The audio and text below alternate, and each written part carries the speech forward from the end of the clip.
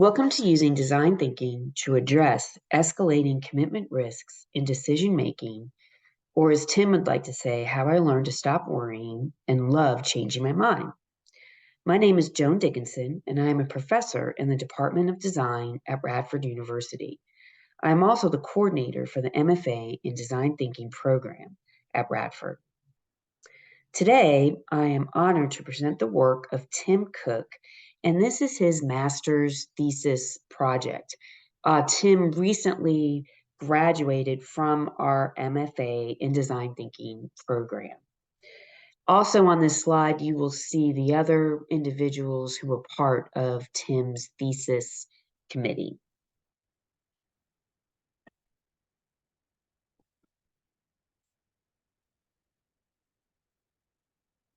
On January 28, 1986, the Space Shuttle Challenger launched in unprecedented cold weather and exploded a few moments into the flight, killing the crew and destroying the aircraft. The subsequent investigation revealed that the proximate cause of the explosion was weather-affected O-rings in the rocket boosters. But the cause, in fact, of the disaster was the decision to launch at all, despite protests by engineers. Why did they decide to launch? It is tempting to point fingers, but it turns out the problem had more to do with the work culture than the individual choices of a few people. The Challenger disaster relates to two phenomena known as planned continuation bias and escalation of commitment. Planned continuation bias is a cognitive process, like a voice in your head telling you to continue with an existing plan. In this case, telling you to launch the shuttle. Escalation of commitment is the manifested result of continuing with that plan. In this case, proceeding with the launch. Or in the example provided on this slide, the plan, fit peg in hole. But the peg will not fit. It is a square peg and the hole is round. Plan continuation bias. We had a plan in place, you better stick to it. Escalation of commitment. Hammer it in if you must. Plan continuation bias came out of a research study exploring airplane crashes and why some airplane pilots continued with their previous plans despite deteriorating situations. Why did they attempt to land when it was clearly unsafe to do so? Escalation of commitment was first studied in response to the United States' involvement in the Vietnam War. Why did they press on into a conflict they knew from the outset they could not win? In both these areas of study, it became clear that the reasons were numerous and varied, including psychological and sociological factors, and even simple factors such as how a system is organized and how the rules are written. Existing literature based on Meyer's list of 34 determinants and other disparate concepts from the escalation of commitment 11 indicate that decisions are not as simple as weighing the facts of one side against another. Context such as peer pressure, cognitive biases, and other environmental factors all play a role in influencing choices, whether or not they are relevant. Most of the research in escalation of commitment focuses on failures and money pit scenarios, where more resources are committed to a lost cause. However, there is a positive side to escalating commitment. Sometimes bad news doesn't mean the plan is no longer viable. It just means you will have to work a little harder to achieve it. Imagine that you turn down a job only to find out later that it was a golden opportunity and you let your nervous jitters scare you away. The purpose of this research study was to apply design thinking methods to better understand decision making that can lead to plan continuation bias and escalating commitment in a management setting. Design thinking is a methodology for addressing complex or seemingly impossible problems by empathetically understanding individuals, analyzing their experiences, and developing simple solutions or prototypes to address their problems. Design thinking approaches problems iteratively, seeking to address them one bite at a time while persistently building upon the past successes and understanding. For this study, we worked with current and former business managers to gain insight into their decision-making processes and their general awareness of the business impacts their decisions cause. To do this, we had 6 phases to the study. The student researcher, or TIM, completed a problem tree analysis, stakeholder mapping, affinity clustering, and last developed a prototype in the form of a quick reference guide. On the right-hand side of this slide, you will see design thinking strategies that were employed with the participants, including interviewing, what's on your radar, a creative matrix, visualize the vote, and last, participants critique the prototype of the quick reference guide.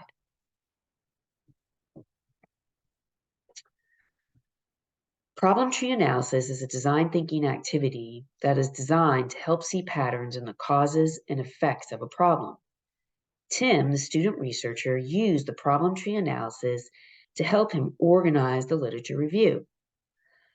The problem tree analysis occurred across 10 roughly 1-hour sessions spread out across a period of 3 weeks. The varieties of escalation of commitment are color-coded and feature line types depending on the escalation of commitment variety. Escalation of commitment failures are red, escalation of commitment successes are green. Numerous causes and effects beyond Myers' list were added and connected to the escalation of commitment variety as appropriate.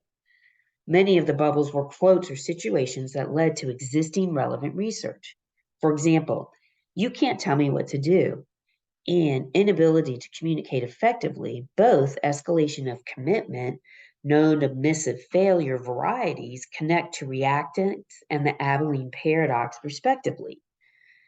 Reactance is the belligerent response by an individual to a perceived loss of freedom, and the Abilene paradox is the failure for all stakeholders to speak up, even when they are privately resistant to a plan.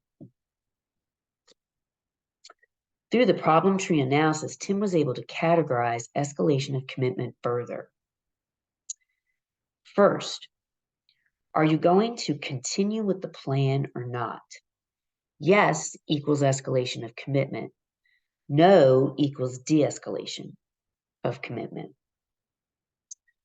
Are all the risks associated with the decision known or not? Known equals K, unknown equals U.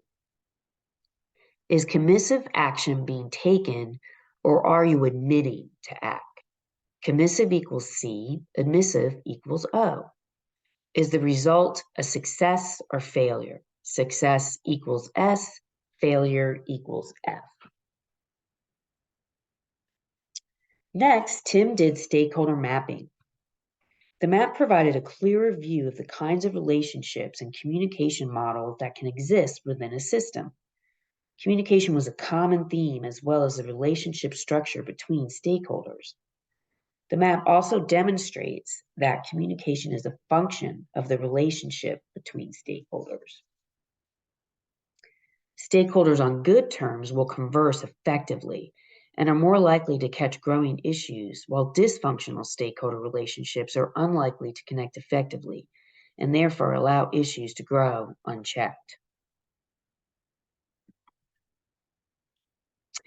10 participants took part in the Zoom interview.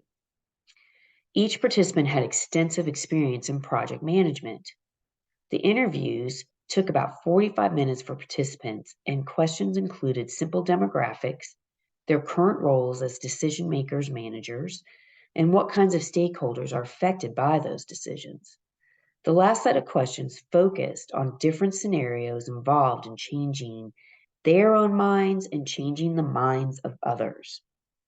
What is a little unique about this study is that we actually had the participants interview each other in pairs over Zoom, while the student researcher recorded the interview. This slide illustrates common themes expressed from the managers when examining the questions pertaining to changing their minds or changing others' minds. And so I'll read a few of the themes that we discovered. First, I need data and valid reasons from reliable sources to change the plan. Some issues are already in place, and some issues are due to choices you made already. Sometimes a decision has to be made quickly, and sunk cost and goal distance can come into mind. The way and time you think about changing your mind or others' minds is important. Sometimes the plan is not working out. Make changes now if you can, and remember to change the plan next time. Keep an open mind. Here is an actual comment from a manager that sums up how hard it can be to change an existing plan. The hardest part about that project was accepting the change in plan that was based on new information. I had staff who'd been working on this project for decades, and they poured their heart and soul into it for years. It was probably one of the toughest things I ever had to do was to see the disappointment on their faces. Following the interview, participants then completed a What's on Your Radar exercise. This is a design thinking activity involving a board that resembles a radar screen and writing things on sticky notes that are then arranged on the radar screen by importance. The most important things are at the center of the screen, and the least important things are at the edge of the screen. Participants were prompted with the following scenario. You are in the middle of executing a plan you and your team have worked on for the last 6 months. A team member expresses one morning that the plan will no longer work. What kinds of things might affect your next steps? And here is a list of some of those things. 1, what exactly is the problem? Collaborate to discuss the problem. What do we know and what other considerations are there? What resources do we need to fix the problem? Schedule impacts, and this is actually a Project Management Institute area. Cost impacts, communications, and stakeholders. So Tim found that having the participants interview each other was markedly more energetic than when he had to interview individuals alone. This was because they would share stories and bounce ideas off each other. He also found that most people understood the What's on Your Radar exercise very quickly, and only a few struggled with user interface issues. After the interviews and the What's on Your Radar responses were analyzed, these findings were brought to a second workshop with the managers. So Tim presented the findings to the managers, and then the subjects participated in a design thinking activity called a creative matrix. This engaged participants by allowing them to brainstorm ideas on a 5x5 matrix with various stakeholders listed at the top and scenarios listed on the side. At each intersection, people wrote ideas on sticky notes that pertained to both axes. The output of this was numerous ideas for dealing with different aspects of plan continuation bias and escalation of commitment, as defined by the subjects. Ideas generated from the creative matrix included thinking out loud. Present options that show creativity and a breadth of ideas to encourage the continued open-minded thinking. Actively listen to the ideas of other group members without negative comments to encourage participation. Talk about what success and failure look like. Do an after-action briefing to learn from the process. Often the most helpful part of the project. Holding people accountable is not always punishment. Allowing for mistakes brings creativity. Say what you mean and live what you say as a company that will build trust. Have the team talk through scenarios and compare, contrast different approaches. Following the completion of Workshop 2, the ideas from the Creative Matrix were incorporated into a quick reference guide by the student researcher, along with other relevant information from the literature review.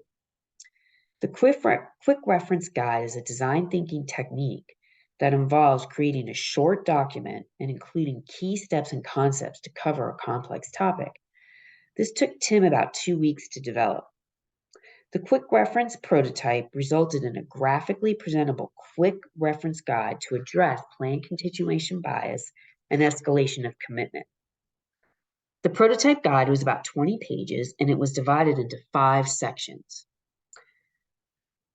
How we acquire information, how information is presented, how information is processed, how we view and justify past and future choices, possible tactics and strategies. The guide covered common causes and determinants of escalation of commitment and plan continuation bias, and then proposes how we address them. So Tim then presented this prototype to the group, and they provided critique. And generally, the responses were favorable. They appreciated the examples that were given. They thought it was a little long and a little confusing. They thought additional graphics or images would be helpful, but they thought it was also a very helpful guide for new managers in particular. Through use of design thinking techniques like problem tree analysis, stakeholder mapping, interviews, and affinity clustering, we learned that there is likely much more to escalation of commitment than previously thought. Things like revenge, poor communication channels, blame, and self-preservation all play a role in affecting decisions. Have you ever persisted with a bad plan purely because you did not want to be seen as a quitter? It is likely that some of your decisions have been made based on the facts it is likely that some of your decisions have not been made based on the facts of the situation, but instead on how the information was presented to you, how you think others will view you, even how you view yourself. Ultimately, addressing escalation of commitment is about understanding the factors that cloud one's mind and coming to grips with what it takes to change your mind and the mind of others. For example, you'll notice on this slide, addiction and compulsion came out of the problem tree analysis as potentially associated with plan continuation bias and escalation of commitment. Compulsion and addiction are also defined as continuous behaviors, something a person must do repeatedly to meet their psychological or physiological need. Plan continuation bias, though, seems to be a one-off decision.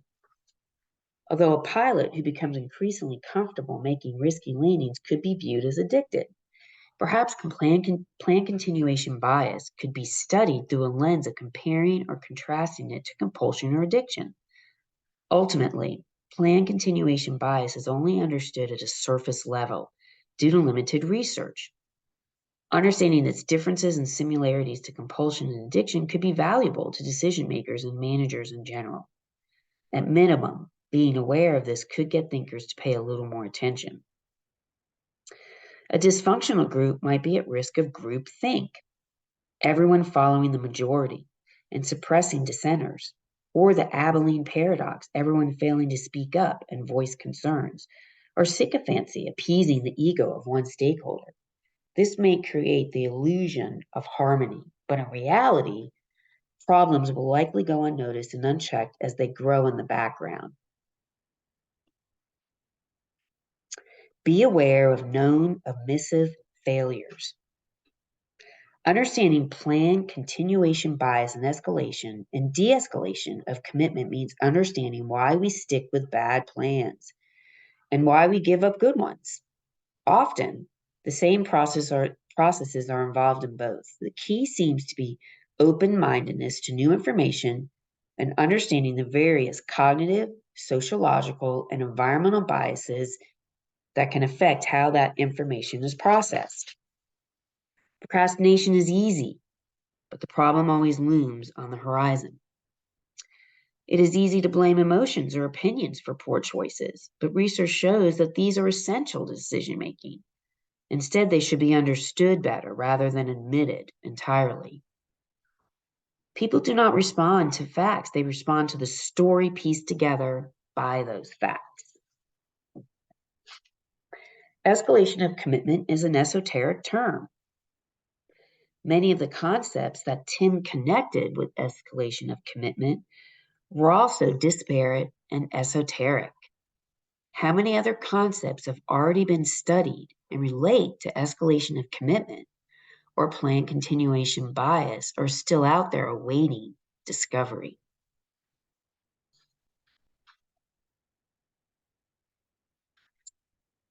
As with any study, there were limitations to this one. First, we had a small sample size, and this was based on a convenient sample of managers that the student researcher knew. This was also a cold study, which means that the participants were not in the heat of the moment of making a decision.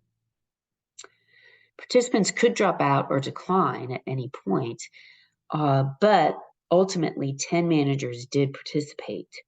They were all polite, but Tim noticed that their interest did start to wane as the study went on. Much more research is needed on this topic. There is a lot more out there, even more than Staw, Meyer, and Drummond. And so definitely more research is needed on this topic. Keep an open mind. Creating and supporting an environment that is both transparent and encourages transparency among all stakeholders is important for maintaining good decision-making practices. Equally important is actively seeking out information and reacting appropriately to bad news instead of sticking your head in the sand. People are not always basing their decisions on the elements that we think they are, or they should. Decision makers are human, and as such are subject to the same kinds of errors as any other human. Cut them some slack. Understanding the thought process of others from an empathetic perspective will often help to understand why they behave as they do. These are all tenets of the design thinking philosophy, meaning that it is not simply a method for understanding planned continuation bias and escalation of commitment, but potentially a solution. And in Tim true fashion, he still thinks about this every day and some lingering questions post-study that he has. How does flight or flight response fit into the picture? How does envy fit into our relationships communication? The COVID waves can be partially explained by the collective escalation of commitment known commissive successes and de-escalation of commitment known omissive failures cycle of mitigation methods and reopening society. And you can kind of see how Tim graphed that to the right. And even popular media is rife with escalation of commitment behavior. And if you're really interested in this, Tim recommends watching Chernobyl. And final thoughts from Tim, and in true fashion, we will have an analogy here. I wish it need not have happened in my time, said Frodo. So do I, said Gandalf. And so do all who live in such times. But that is not for them to decide. All we have to decide is what to do with that time that is given us. And so you can see that Gandalf expresses empathy, a design thinking trait, but he also reframes the problem to focus on what is ahead of them, not what is behind or sunk costs. Thank you so much for attending this presentation.